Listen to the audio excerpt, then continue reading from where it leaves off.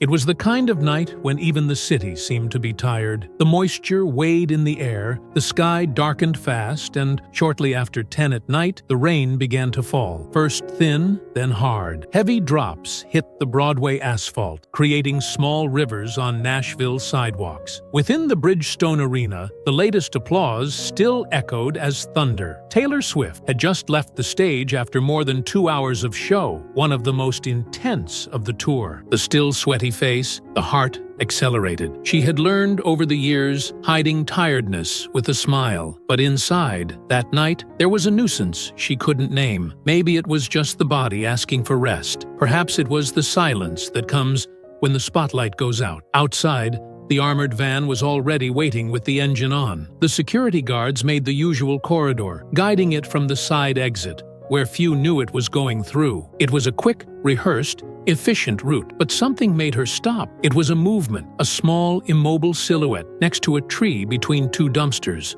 almost invisible in the rain. Taylor frowned, still walking, but already with a divided mind. It was a child, she was sure. "Taylor, here!" Max called the security boss with a quick gesture, but she turned her face again. The child was still there, shrunk, with his arms crossed in his chest, soaked, with no umbrella, no adult nearby. "Wait!" Her voice came out firm. "There's someone there!" Max looked in a hurry, sighing. "It's probably just a homeless man. Let's go. You need to get in the car." But Taylor was already heading for the sidewalk. Quick steps, rain wetting the loose hair, the dress sticking to the body. She was slowly lowered, without caring about the expensive clothes or the flashes that might appear from somewhere. "Hey, how are you?" The child was at most 7 years. A thin boy with pale skin, huge and scared eyes. He wore a thin, totally soaked sweatshirt and sneakers with holes. It was shaking, did not answer. Taylor looked around. Nobody. No adult observing from afar. No street reaction beyond constant rain. She tried again. "Are you lost? Where's your mother or father?" The boy just lowered his face. That's when she realized something even stranger. He was not crying. It didn't look scared of the kind that cries or asks for help. It looked off. As if they had gotten used to that abandonment. Taylor took the coat she wore, a beige trench coat, expensive, dry inside, and wrapped around him carefully. Max approached, still apprehensive. "Taylor, we need to go. This situation can give a problem. You don't know who this child is? This can become confusion." She got up, with the boy in her arm. "So turn it." He entered the van with him,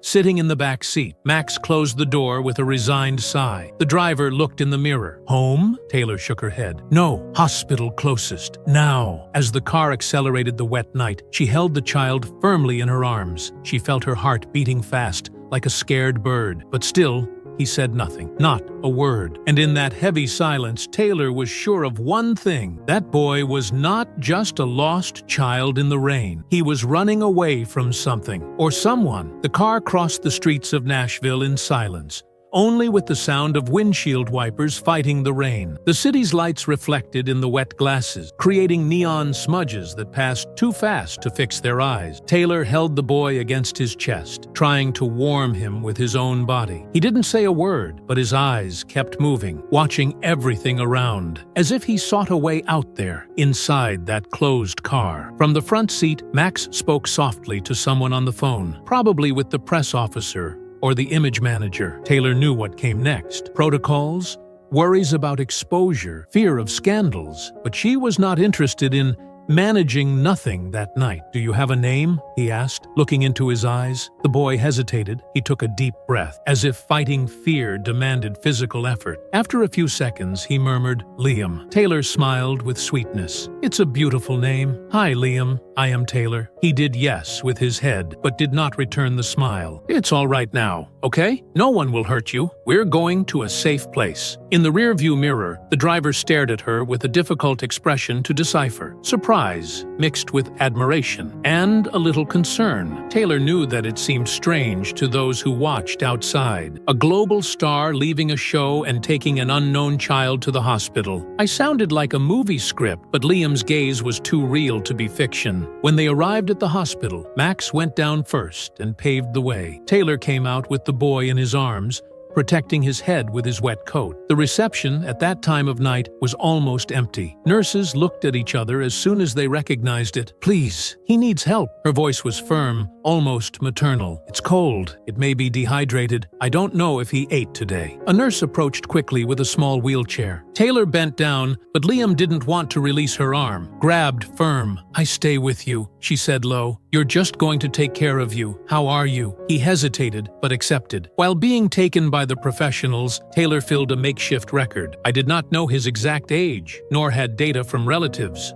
No address. Placed only. Name. Liam," informed by the child. Age. Approximately 7 years. Escort. Taylor Swift. The surrounding eyes began to intensify. Doctors whispering, a receptionist sending messages on his cell phone, hospital security guards approaching. It was a matter of time until the press knew. Max returned with his cell phone in his hand, his face tense. "TMZ has already received a call. If we leave now, you can still control." "I'm not leaving." Taylor didn't even look at him. "This boy appeared in front of me for a reason, and it was not to become a footnote on a gossip site." She knew what was following: police investigation, social worker, bureaucracy. But there was something in Liam that held her there, a mixture of vulnerability and resistance. He was not just an abandoned child. It looked like someone who had learned to survive silent. While waiting in the living room alone for a few minutes, Taylor looked at nothing and thought, "Why me?" There was no logical answer, but the instinct shouted, and she wouldn't leave until she understood what or who Liam was trying to escape. The waiting room was cold and disproportionately silent. Taylor leaned back in the light blue chair, still with a damp body of the rain. The cell phone vibrated without stopping. Team messages, emergency of their advisory, news notifications starting to pop up on the websites, but she ignored everything. The door opened slowly. A young doctor, white lab coat and kind face, came in with a clipboard in his hand. "Miss Swift?" said, a little shy. "Can I talk to you a moment?" She got up immediately. "How is he?" The doctor nodded, signaling to walk to the corridor. "Physically, he's fine. Dehydrated, with signs of lightweight but already stabilized hypothermia. You will need to rest, take some liquids, maybe a hot bath. But what worries the most is his emotional state." Taylor nodded, the heart squeezing. "He doesn't talk much. When it speaks, it is with short sentences. It seems extremely suspicious, defensive, does not react to stimuli of affection. This may indicate trauma. It can be recent. It can be continuous." She felt a knot in her throat. "He said something?" "Almost nothing. But when we asked if he knew the names of the parents or where he came from, he only replied, 'I don't want to go back.'" The doctor paused. "I said that with a fear that it's hard to explain." Taylor said nothing for a few seconds, just looked at the floor, absorbing everything. "Can he stay here?" "You can, of course, but we will need to trigger social services. This is protocol. If he was abandoned or fled home, we need to investigate. There is a possibility that he is being sought. Or worse, no one has missed." The sentence fell heavy in the air. Taylor held the urge to ask, how would anyone miss a child like Liam? Instead, it took a deep breath. "Can I see him?" The doctor nodded. "Just for a few minutes. But get ready. He does not trust easily." She walked to 4th 214. It was simple, with white walls, a small TV off, and a semi-open window where the sound of the rain was still audible. Liam was sitting on the bed with a hospital sweatshirt and a blanket on his lap, the fixed eyes on the wall. Seeing her in, her shoulders rode. He didn't smile. It didn't run, but it didn't move away. "Hi, Liam," Taylor said, sitting in the chair by the bed. "I promised I was going to be with you, and I'm here." He looked at her a glance, then to the floor. "Will they return me?" Taylor frowned. "Return where?" "There." "What is there?" He took a long time. "Very." But he answered,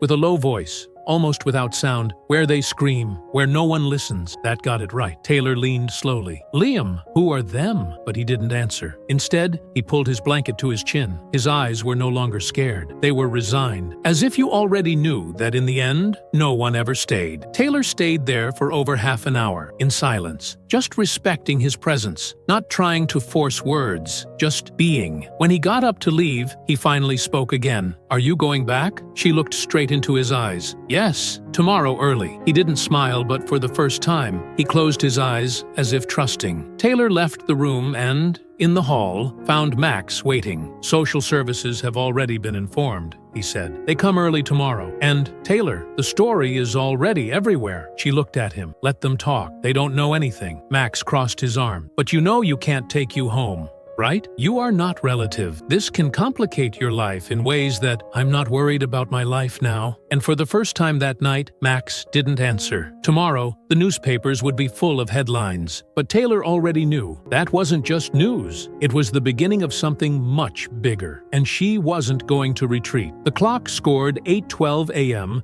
when the first hard steps echoed in the hospital corridor. Taylor, sitting on one of the second-floor reception armchairs, already recognized that sound. Firm shoes. Walk decided. Posture of those who come with documents and a plan that does not accept deviation. Two women entered. One of them wore a gray tailleur, carried a clipboard, and spoke on the phone quickly and without breaks. The other, with a blue social blouse and softer look, featured a dark leather paste and a tablet. Taylor got up. "Good morning." The gray was straightforward. "Miss Swift, I'm Amanda Keene, Chief Assistant of the County Child Protection Service. This is my colleague, Evelyn. We came because of the boy's case. Liam, I know who he is." Amanda just nodded, with an institutional coldness that seemed trained. "We need to talk to him, and also with you. There are protocols, documents to be completed, and of course, we need to understand where he came from." Taylor took a deep breath. He doesn't want to go back. He said that several times. "I understand." Amanda consulted the clipboard without changing the tone. "But he is a child, and children say many things when they are afraid." Taylor noticed the subtext. "Don't take it seriously. You don't know what he's talking about." But she knew. He knew. Because he had seen him in his eyes, the kind of fear that is not learned on the street. Loads. Inside. "Do you have any relationship with the child?" asked Evelyn,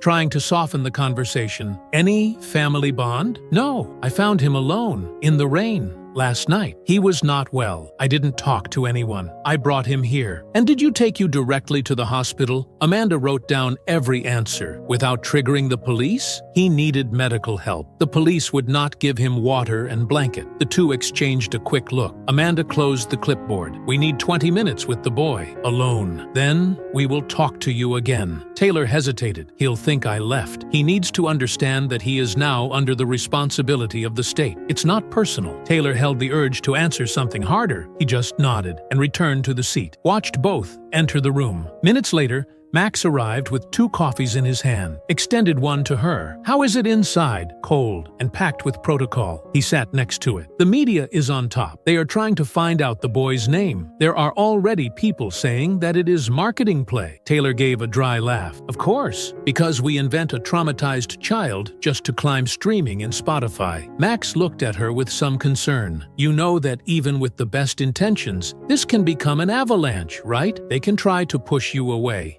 Say that you are interfering in a legal process." "I don't mind." He was silent for a few seconds. "Have you been involved like this before?" She shook her head. "Never, but there's something in him. He looks broken, but not overcome, as if trying not to collapse for good." At that moment, the bedroom door opened. Amanda left first, serious. Evelyn was just behind with tense expression. Taylor got up. "And then?" Amanda quickly consulted the clipboard. "His full name is Liam Carter. According to him, he lived in Clarksville. He said he fled 2 days ago. He walked most of the way. He said the stepfather screams with his mother, and with him, sometimes it hits." Taylor swallowed hard. "The mother?" "He says she doesn't protect him anymore, who stopped looking at him. And now, let's take you to a temporary shelter, until we locate the family or find a provisional home." Taylor immediately replied, "He can stay with me." Amanda didn't even hesitate. "This is not possible. You are not a relative. It is not registered as a temporary caregiver. This involves legal responsibility, psychological assessment, training, and takes time." "I have time." Amanda looked at her firmly. "Even though it is..." "Who is it?" Taylor sustained the look. "Mainly for that." Amanda sighed. "If you want to continue with it, you will have to file an official request, go through interviews, fill reports, and until then,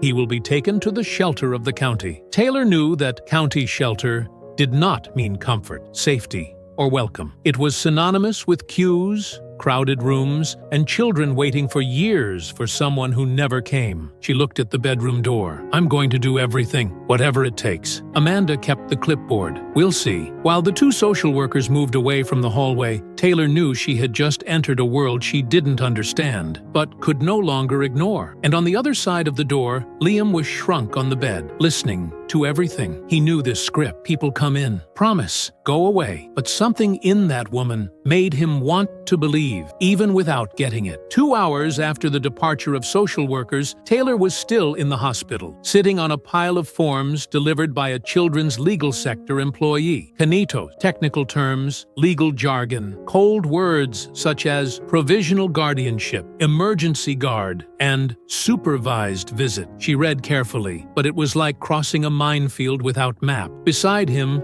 Max was silent, trying to keep the phone in plane mode away from the chaos of the internet. "Are you sure that, Taylor?" he asked in a different tone.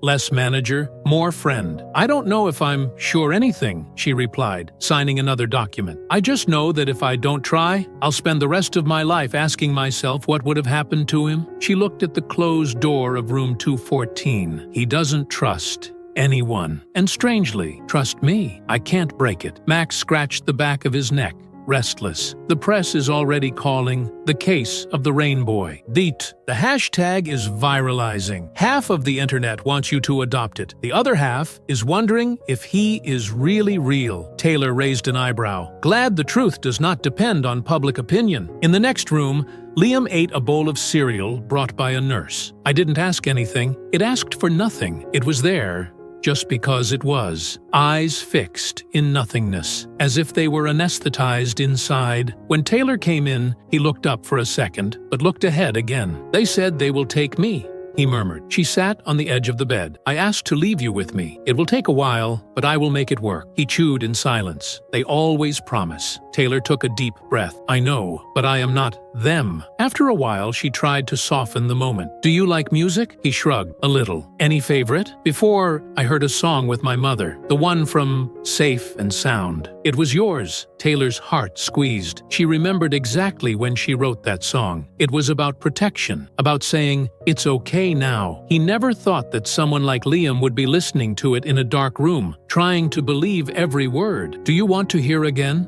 she asked. He hesitated, then he nodded. Taylor took the cell phone, put in low volume. The melody filled the room smoothly. Liam leaned his head on the pillow, his eyes half closed. "I wanted to live inside this song," he whispered. Taylor was silent. That was not a child's phrase. It was almost a request for refuge. On the afternoon of that same day, Taylor was called to the office of a lawyer specializing in adoptions and temporary guard. She was a middle-aged woman named June Ellis, with practical way and an expression that mixed experience with empathy. "Your case is unusual, to say the least," June said. "You're not a relative. It's not a cool tutor, but it is famous enough to cause commotion. It helps and gets in the way. Public opinion can press the system to walk faster or get them back with fear of seeming to favor a celebrity." "I don't want privileges," Taylor replied. "I just want him to stay with someone who cared." June agreed. "Are you willing to be investigated? Have your personal life rummaged? Allow frequent visits to social workers? Psychologists talking to you and him weekly?" "Yes." "What if, after all this, his mother appears and wants to take him back?" Taylor took a long time to answer. "Then I will have to believe that she is able to do for him what I would do." June stared for a second longer than necessary. "All good. So let's start." She took a sheet and wrote at the top, "Case. Liam Carter, presumed age. 7 years temporary guard applicant. Taylor Swift current situation. Child in fragile emotional state. Possible history of neglect and or abuse." Taylor read her own name next to Liam's. The two united by a role, by a signature, by chance, or maybe for a purpose. June took another folder. "But there's one thing you need to know. Very soon, let's start to scour his origin. And so far, no one has contacted looking for Liam." "Is that bad?" "That's strange, because even children running away,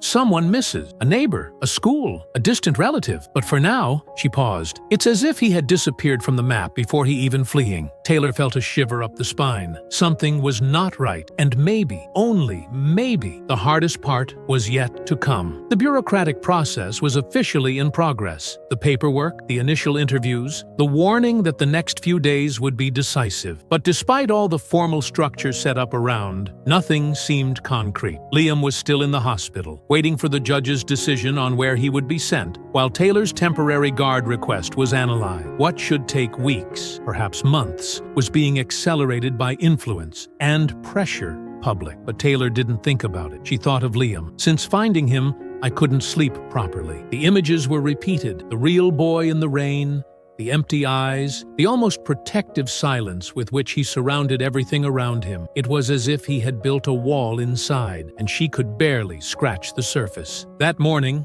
when she arrived at the hospital, she brought a simple bag: children's books, a drawing notebook, color pencil, a hooded sweatshirt, the size of it, and a jellyfish bag. He knocked on the door carefully. "Can I come in?" Liam was sitting on the bed, legs crossed, looking out the window. "He can." She sat slowly. "I brought some things. Do you like to draw?" He shrugged. "Sometimes." She opened the notebook and handed a blue pencil. "You can draw whatever you want. I stay here, just seeing." For a few minutes, there were no words. Liam looked at the blank sheet like a threat, but gradually, he began to scratch. Simple lines, a house, a tree, a small man with a strange expression. Taylor tried not to look too curious. "Who is this?" "An uncle." "Your uncle?" He hesitated. "I was a friend of my stepfather." Taylor frowned. "Did he live with you?" "Sometimes." The dry answer, evasive, lit something in it. She knew how to identify when someone was jumping parts of the story. "I've heard many fans tell him traumatic experiences in meetings, and knew that silence sometimes speaks more than speech." "Was he cool to you?" Liam stopped drawing. He leaned the pencil on the edge of the bed. "He didn't look at me like people." The phrase cut the air as a knife. Taylor kept his voice low. "Liam, did he ever hurt you?" He lowered his head. For a moment she thought he would not respond, but then he murmured,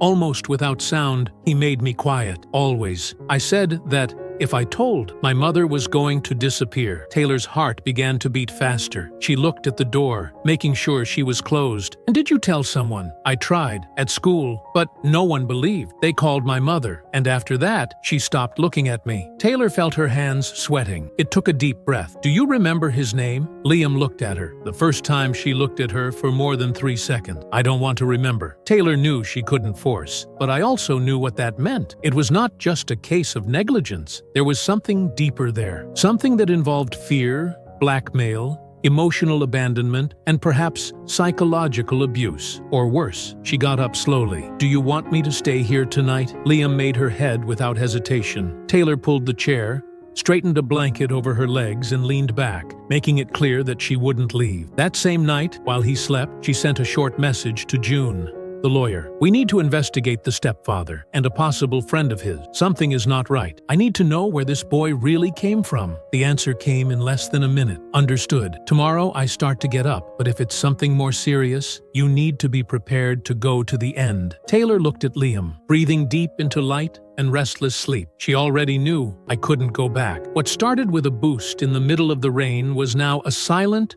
but irreversible commitment. She didn't know exactly what Liam was trying to forget, but it was ready to find out, even if you did. The next day dawned cloudy, with the sky loaded and the heavy air of a still-soaked Nashville. Taylor woke up with a painful neck, backed on the side of the hospital chair. The weak light of the morning came in the window, and Liam still slept, shrunk, as always, with the sweatshirt she had brought the day before. She had not regretted spending the night there, but I knew that from that day, things would change, and fast. At 9 a.m. in point, he received a message from June. "We have an address and a name. I need it to come to the office." Taylor came out discreetly from the room, leaving a simple note. "I'll be back soon. You're safe." In the lawyer's office, the walls were covered with pastes, notes, and cutouts. June had dark circles and a tired expression. "We work all dawn," and we were able to locate Liam Carter's last registered address in Clarksville. She opened a folder and pushed some papers toward Taylor. "Small address. Rural area. 2 adults are included in the system. Rachel Carter, biological mother,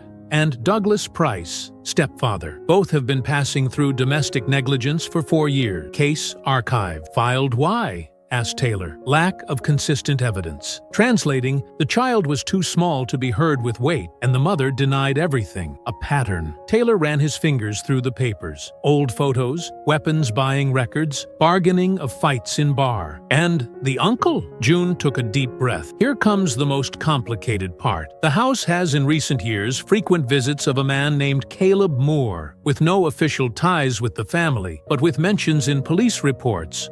always as witness or known of the family. Name linked to 2 cases of complaint involving minors, both closed without continuation. Taylor felt her stomach turn. Does he still live in Clarksville? No. It is recorded as a temporary resident in a motel on the outskirts of Nashville. Reason for the change? Unknown. But it happened a few days ago. Taylor widened her eyes. Days, not weeks. That's right. Which means he moved here almost the same time when Liam ran away. The silence that followed was dense. Do you think Are you looking for Liam? June did not answer immediately. Then he said calmly, I think Liam ran away with fear, and if Caleb wants him back, it's not for love. Taylor felt a shiver travel the pimple. The police know that? We have not yet formalized complaint. We need Liam's speech and evidence. But Taylor, if this man really has involvement in any form of abuse, the chance that he is trying to protect himself is high, and that makes it dangerous. Taylor closed her eyes for a moment. When he opened them, the decision was clear on his face. We need to protect Liam and denounce, even without talking about him. June hesitated. Do you understand that if this case is ahead, you will stop being the celebrity that helped a child? Will become part of a court case. It will enter a war that can get public. It will be attacked, judged, challenged. Taylor nodded. Great, because now I know his name. She pointed her finger at the sheet where she was written in small letters. Caleb Moore. Meanwhile, at the hospital, Liam woke up alone in the room, the ticket still on the pillow. He read the words carefully. He touched the roll as if it were something fragile. You are safe. But he knew security was an illusion that never lasted, and something in the silence of the corridor made his body stiffen. Because he had already learned, the danger,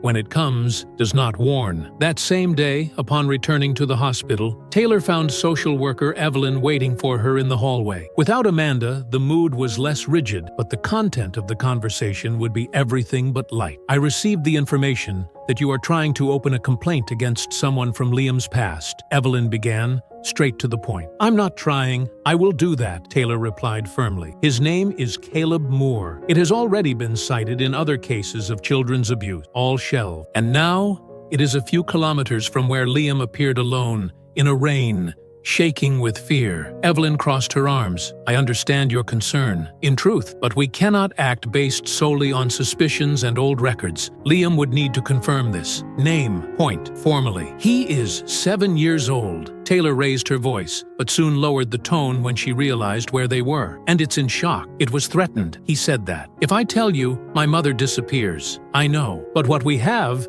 is not enough to trigger the judge. And if we do it without the basis, we may lose the chance to really protect him. Taylor felt the blood boil. So what will you wait? What does it disappear again? Evelyn didn't answer. Hours later, back to the room, Taylor found Liam standing by the window, the face glued to the glass. Liam, it is good too? He turned slowly. The eyes were too open, worried. There's a car out there. Which car? A black. It stopped early on. It does not leave the place, and there is a person inside, with the glass closed. But I saw. He was looking at me. Taylor approached, trying not to look alarmed. It may have been someone waiting for someone. There are a lot of cars standing here. It's not any car. Liam looked back out the window. I saw that same car in Clarksville. He was standing at the corner of the street at night, always with the engine on. Sometimes the panel light lit. Taylor froze. He is sure? He nodded with conviction. He followed me. Taylor pulled her cell phone and called Max. I need you in the hospital. Now! There is a black car stopped here for hours, and Liam recognized. I need someone watching the output, the entrance, and noting the plate. I'm already on the way. Taylor turned to Liam,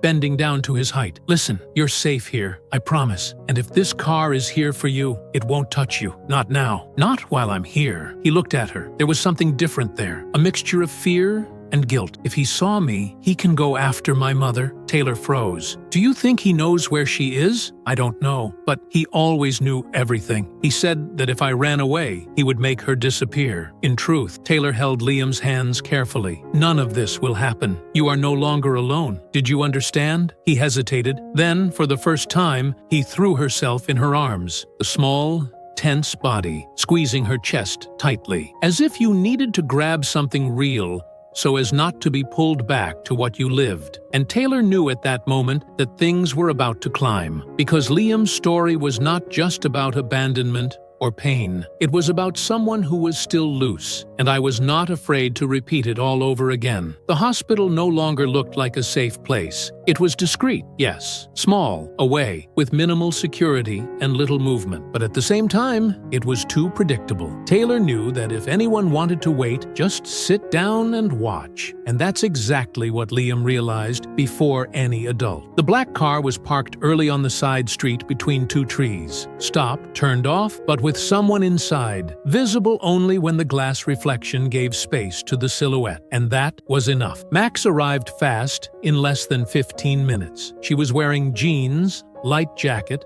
and a dark cap. Experienced in dealing with threats against celebrities, he took the situation coldly. "Shows me where the car is," he said, pulling the phone from his pocket with the camera already on. Taylor took him to a room with side view, a highlight of the hospital, discreet, and there it was, stopped, exactly where Liam had said. From afar, I couldn't see the face of those inside, but it was clear that there was a still figure in the driver's seat. Max pulled the zoom, took pictures, noted the plate. "Illinois, final 97ZK, he muttered, already sending everything by message to contact. "I'll check now with a base we use in private events. Cross this sign with some history." Taylor was serious. "What if it's him?" Max did not respond immediately, then said, "If it's Caleb Moore, it's no coincidence. He knows where you are, and that means that either he has access to internal information or has been following you longer than we thought." Taylor ran a hand over her face, feeling the stress drain along with sweat. "What do we do?" "You come back to the room with Liam. Stay calm. I go there to talk. Nothing aggressive. Just make it clear that he was noticed." People like that, when they feel they lost the element of the surprise, retreat, at least for a while. What if he reacts? Max looked into her eyes. "I won't go alone." He nodded to another man, who until then was sitting in the lobby pretending to be a visitor. Private security, part of the extra protocol that Max had called on since the suspicion. The two came out through the service elevator. Taylor returned to the room. Liam was drawing, the face still tense but trying to look normal. "Is the car still there?" he asked without looking at her. "Max is taking care of it. You did the right thing, warning." Liam looked down. He always said,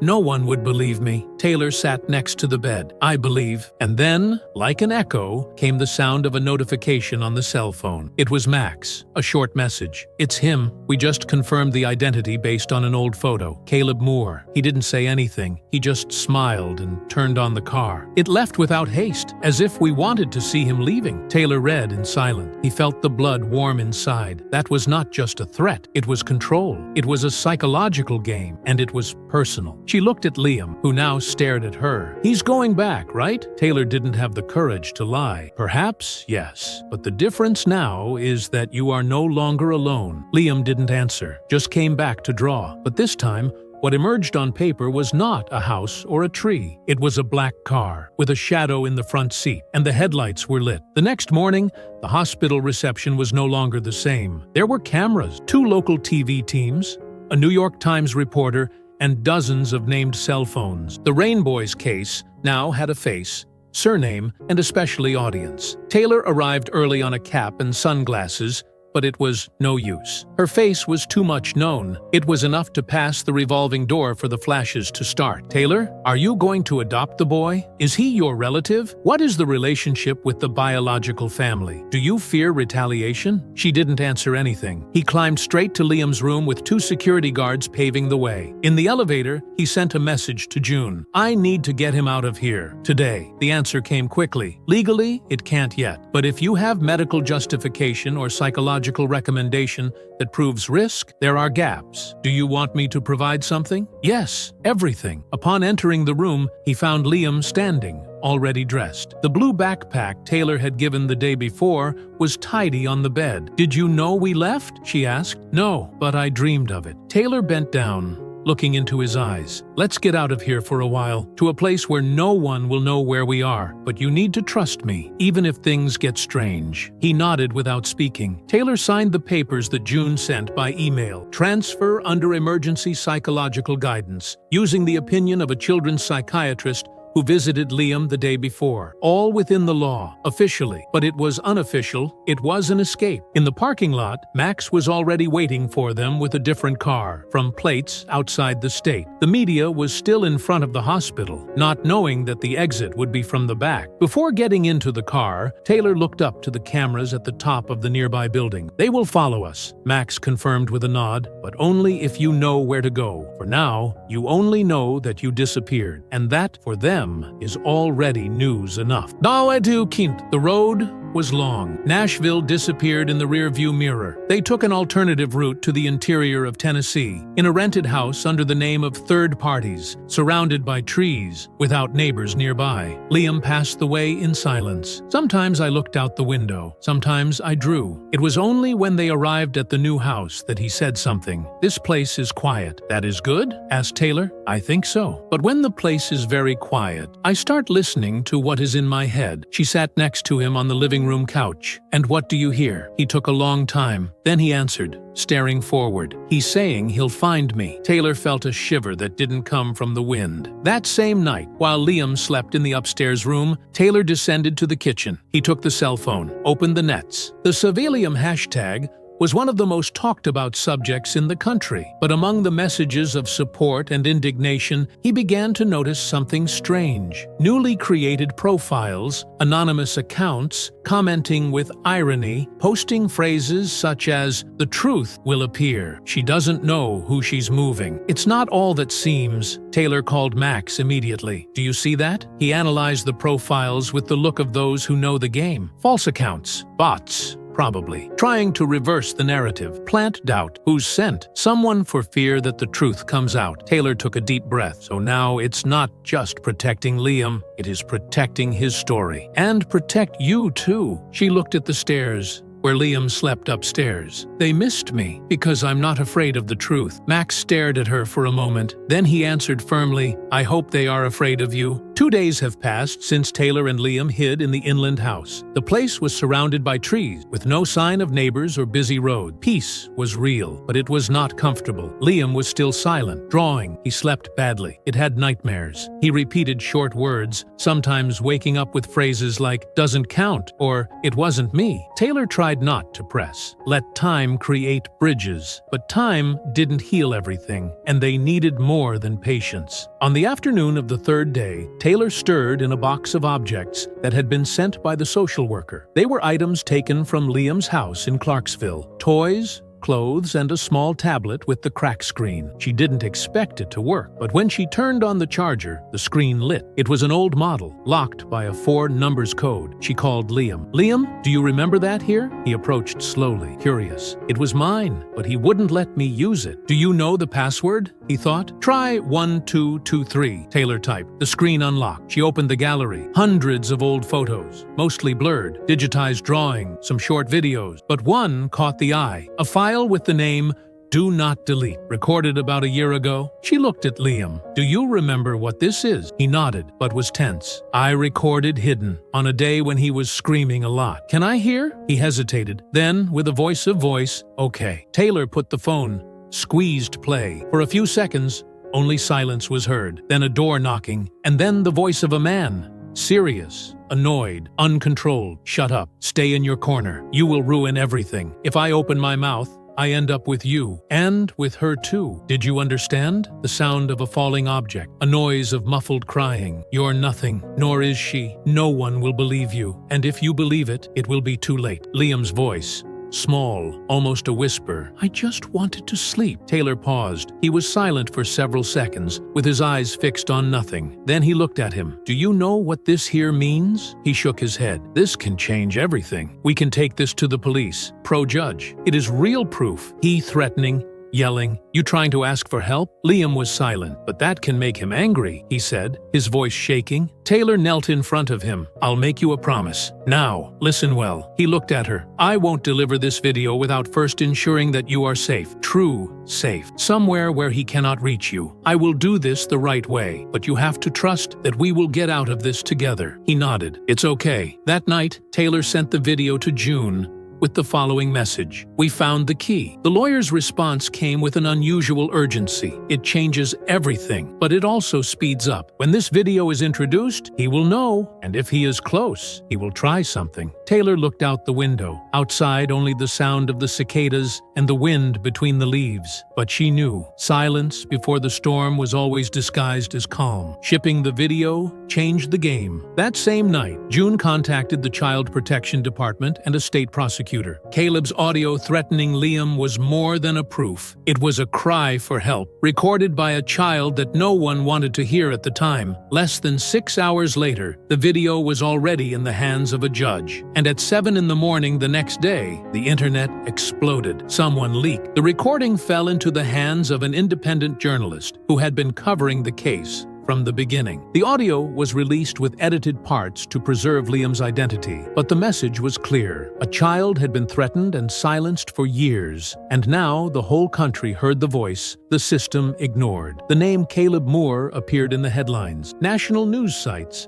activist profile, politicians, artists. Public opinion was shocked, and with that came the side effect. Taylor woke up that morning feeling something strange. The sun had not even risen completely. The house was silent, but there was a void in the air that she immediately realized. A wrong silence. Rose the stairs fast. Liam's room was with the door ajar, the bed made, the backpack in the corner, but he wasn't there. Liam ran through the corridors. Liam! Liam! Nothing. She descended the stairs shouting at Max, who slept on the living room couch, with a non-lethal gun near her hand. He stood up in a jump when he saw her expression. "He's not here." Taylor was pale. He disappeared. Max took the radio. He called the other security guard, who was round by the ground. No sign, no movement. Outside movement sensors had not fired at dawn. No car had been detected. Taylor began to sweat cold. He wouldn't have left. "He doesn't, not without warning me. I left a glass of water at the headboard. It was full. It's intact." Max checked the back of the back door. It was open, but without signs of burglary. He was convinced, or threatened, he said, more to himself. Taylor was already calling June. "The video leaked. Caleb saw. I know you saw. He may have come here. He can have..." Taylor, June's voice firmly. "Listen to me. I called the local police right now. We will already issue alert, but you need to keep calm." "I won't keep calm. He was sleeping here last night. And now he's somewhere with someone who spent years saying he was going to end him if he spoke." Max took the cell phone. Road cameras took movement around 3:20 a.m. A black car. He stopped for less than 2 minutes near the east fence, then came out. Taylor sat down, her breathing failing. She remembered Liam's phrase, "He followed me." He always knew. Liam didn't run away. He was taken. Hours later, the state police were already involved. A warning amber was issued. Helicopters began to sweep the region. Nearby neighborhoods were warned. But Taylor knew that time was everything, and that if Caleb had taken Liam, he did not intend to return it. She returned to Liam's room, looking for any clue. That's when you noticed something in the drawing notebook. A new scribble made to the ballpoint pen. A road, a car, a sign with the name of a city. Jackson. Taylor showed the drawing to Max. "He wanted me to see that. If he was taken, he left a track." Max took the cell phone, already opening the map. "Jackson, Tennessee. 3.5 hours here." Taylor got up. "We go there. Now." Max hesitated. "The police should go first. They can go after, but I won't wait." She took the keys from the reserve car. "He believed me. Now it's my turn to show that he has not made a mistake." The sky was heavy, almost threatening rain when Taylor and Max entered Jackson. The city was small, surrounded by rural areas and aged neighborhoods, with streets where time seemed to have stopped. It wasn't the kind of place where someone is expected to find her, and yet there, driving in silence, firm hands on the wheel and the heart on the maximum warning. "The track can be anything," Max said, examining Liam's drawing again. "But this sign here, it looks like the entry of some kind of shed or warehouse. And wasn't his car seen since the Nashville tracking? Nothing since then. Caleb knows how to disappear and knows these regions. It is the kind of man who lives in the corners that the system does not reach." Taylor looked out the window. searching. So, we need to go where the system won't. After half an hour running through secondary streets, they found what looked like an abandoned dirt road with a rusty and almost illegible plaque, "More equipment storage." Max came down first, walking to the twisted wire gate, locked, but there were recent tire marks and soda cans inside the inside. "He's been here," he murmured. Taylor looked inside. The terrain was large, with 3 sheds in row, all with semi-wing steel doors. No sign of movement, no camera. "Let's get in," she said. "Taylor." Max hesitated. This can be a trap. He took a 7-year-old who trusted me. By this time, I'm all he still has. Max stared at her for a moment, then he took the goat's foot from the trunk. "So, let's be careful." Chapter 40. They entered the side by a loophole in the fence. The soil was damp, covered with dried leaves. The first shed was empty, full of old pieces, drilled tires, and smell of rust. The second had tools of tools, broken tables, and in the background, a Grim with food packages next door. "He was here, or is it?" Max whispered. Suddenly Taylor stopped. "Do you hear that?" It was a muffled sound, like a light beating wood, an almost rhythmic sequence, like someone trying to draw attention without drawing too much. They came from the third shed. They approached in silence. Max pulled the door slowly with his goat. It was unlocked but weighed. The inside was dark, damp, but in the right corner, under a blanket, there was something or someone. "Liam," Taylor whispered. The blanket moved. A well-known face came, scared and relieved. "Taylor!" She ran to him and hugged him tightly, tears sprouting without control. "Are you okay? Did he hurt you?" "No, he left. He said he was going back after night. Locked me here, but it left this part of the door under the closed." Max was already checking the space, sets in hand, looking for any sign of trap. "We need to go out now, before he comes back." But before they go, Liam pulled Taylor's arm. "There is a box there. He said that if I tried to escape, he would use that against you." Taylor walked to the indicated corner and found a cardboard box with newspaper clippings. All of her, old images, personal news, past tours, hotel addresses, and deep down, a handwritten list. Dates, cities, her movements. Max looked over his shoulder. "He had been following you longer than we imagined." Taylor swallowed hard. That was never just about Liam. Max took the box. "This here needs to go straight to the police. It is persecution, obsession, and now kidnapping." Taylor held firmly Liam's hand. He finished. "We'll get out of here, and he will never touch you again." Liam looked at her with something new on her face. "Trust. I knew you came." Minutes later, when they got back to the car, Max warned the police. The place was isolated, the evidence box was delivered, and Liam was finally safe. But Taylor knew Caleb was still loose. And now, with the whole country knowing who he was,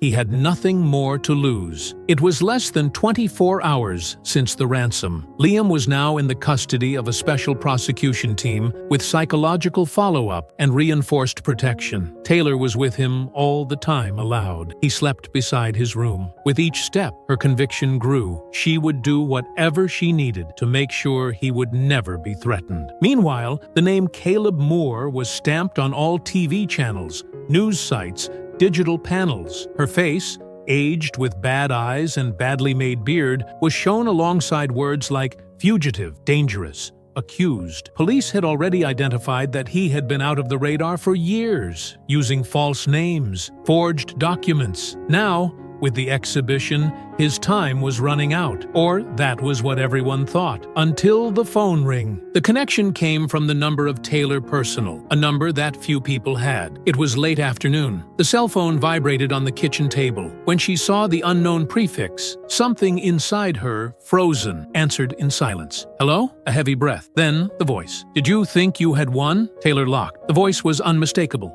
Serious. Ironic, perfect to manipulate. "Caleb, I knew you were going to answer. You are curious, stubbornly brave, and worse, you believe you can save everyone." Taylor kept his voice firm. "You will be arrested. It is a matter of time. The whole country is seeing who you are." A laugh on the other side. "The whole country sees what you want to see, and you know that. You live on it, aren't you? You kidnapped a child. I saved him. Of an absent mother, of a system that ignores. You don't understand what it really is." Taylor felt the blood boil. "He's a boy who wanted to sleep in peace, and you made his life a nightmare. And yet, he remembers me. You saw, don't you? The drawings, the memories, the connection. You can't erase it." Taylor squeezed the phone tightly. "He will forget you, over time, safely, with real love. Silence on the other side. Then he returned. Do you think this ends the prison? You didn't understand anything. The most dangerous part is when they forget, because that's where anger grows. Taylor felt a chill, but it didn't go back. The only thing that will grow now is his strength. He survived you, and it scares you. More silence. Almost 10 seconds. So Caleb said something unexpected. Do you want justice? I give you an address, but it comes alone. What are you calling me for? A date? A closure? For you, for him, for me. What if I say no? So he'll always wonder what else you left behind. The connection fell. Taylor stood,